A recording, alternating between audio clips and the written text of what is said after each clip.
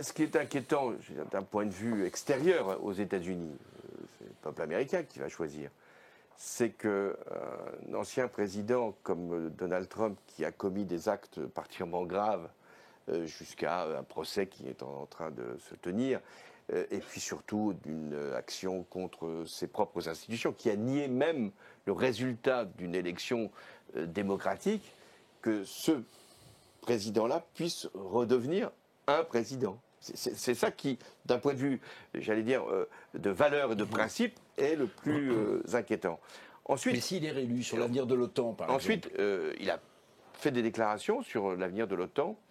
Et pour avoir un peu pratiqué Donald Trump, très peu de temps, parce qu'il arrivait quand je partais, ce que dit un personnage comme Donald Trump, c'est pas simplement vrai de Donald Trump, il le fait. On croit toujours que des responsables politiques vont faire des déclarations. On va faire des déclarations pendant la campagne, et puis on fera autre chose après. Pas Donald Trump. Et ce qu'il dit, il va le faire. Moi, il m'avait dit deux choses au moment où nous nous sommes parlé. Un, je vais annuler l'accord sur le climat et l'accord sur le nucléaire iranien qu'avait signé Barack Obama et moi aussi. Et il l'a fait dans un délai assez court.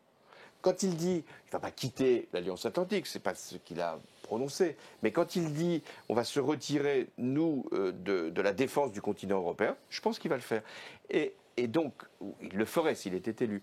Et donc, les Européens doivent se préparer de toute façon à toutes les hypothèses, y compris la plus dangereuse, savoir Donald Trump, mais même l'autre hypothèse, Joe Biden, un jour ou l'autre, où les démocrates peuvent être dans la position de ne plus financer autant d'opérations pour aider l'Ukraine ou pour aider l'Union européenne ou pour être un allié totalement fiable dans l'Alliance Atlantique.